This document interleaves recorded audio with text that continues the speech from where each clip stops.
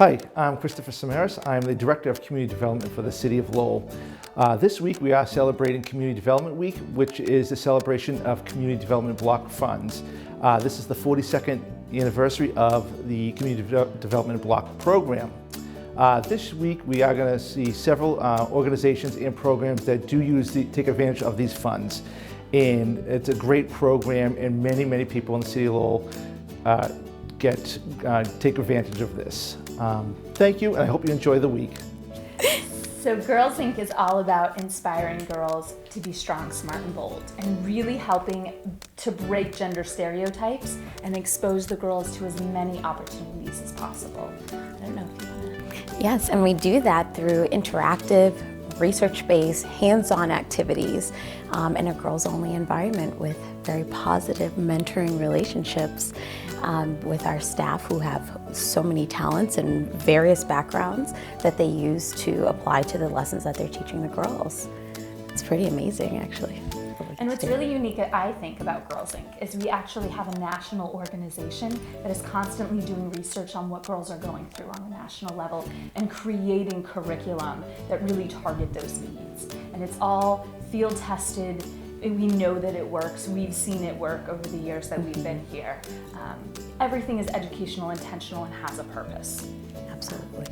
And it's things that they may not be getting at school or at home even. They could be the first in their generation to even be here and getting that education. So we're providing things that they may not even have at home, like dissection or things like that, or even just computers, basic needs like that where everything in the school is so technological now.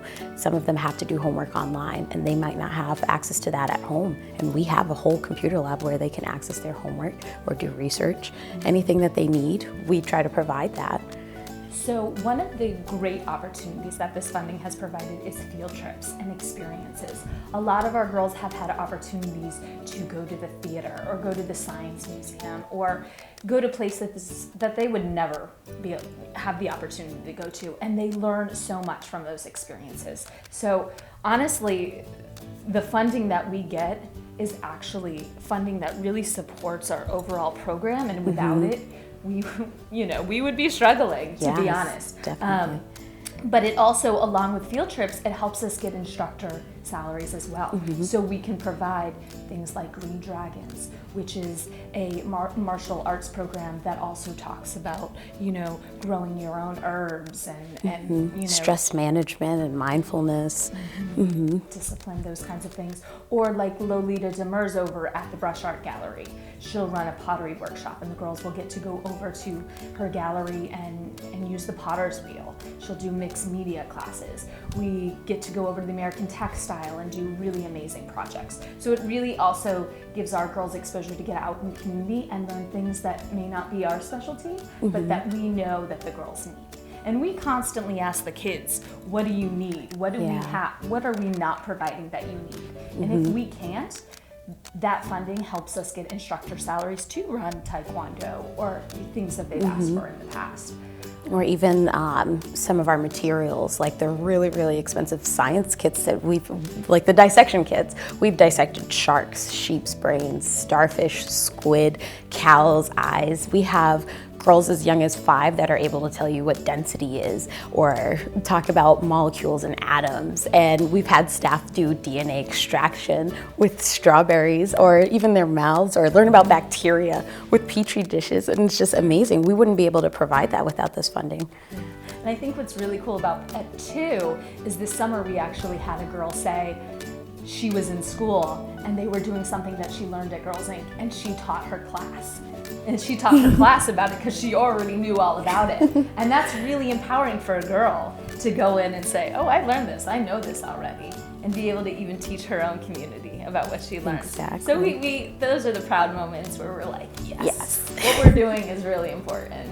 Like we said earlier, we're giving the girls experiences that they're not going to have, and education that they don't have. I mean, so a lot of our programs are helping these girls to be leaders and to be independent. And some of the things they're learning are things their parents may not have education on, like financial literacy.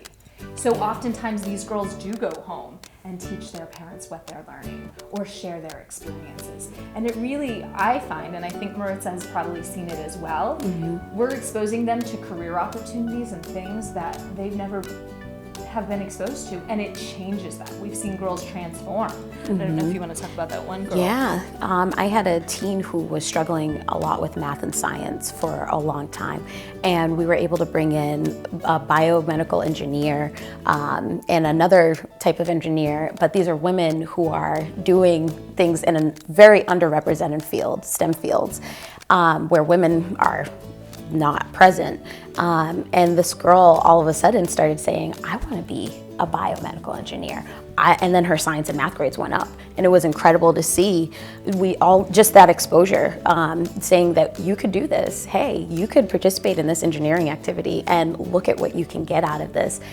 And she went home and told her mom, I'm going to be an engineer one day. And that's amazing, because that went from, I want to be a cosmetologist, I want to put makeup on people, I want to do hair, to I want to be an engineer and help people one day. And I think that's one of our most outstanding stories. And again, like 85% of our population comes from low-income families. Right. And we're right in the center of the acre, which is one of the, I would say, not so, affluent neighborhoods, right, where they might not get opportunities, and there's a lot of violence in the community. But this is a safe place where girls can learn and they can grow and they can become strong, smart, and bold. Really, I did not expect all this, such amenities here for our inner city kids. I did not expect the vast array of services here with athletics, arts and crafts, STEM research, you name it, it's all here for these kids. There's something to do. It keeps them off the streets, out of trouble, and learning and commingling with each other of all different backgrounds and demographics right under this roof. And there's so much positive things going on, really. I'm so glad I came here today and took a look to see what it has to offer, and I'm absolutely blown away. I cannot believe what's the hard work that the staff does and the difference they make in our community for these kids, because they're very important to us, and this keeps them on the right path at a young age. And I intend to engage, knowing what's going on here, I intend to engage even more than I have in the past. But this is just tremendous. I'm very excited to be here today, and I want to commend the staff here too for what they do for our kids. Without them, I don't know where our kids would be. So it's very important to me and to them that, we continue the Girls Inc. with funding. We have to continue to fight for funding and fundraising to keep these services going. Because, again, I can't stress enough how important these inner city kids are to me and my colleagues in the city council. And this is a good decision for them. And I want to come in and talk to them about that.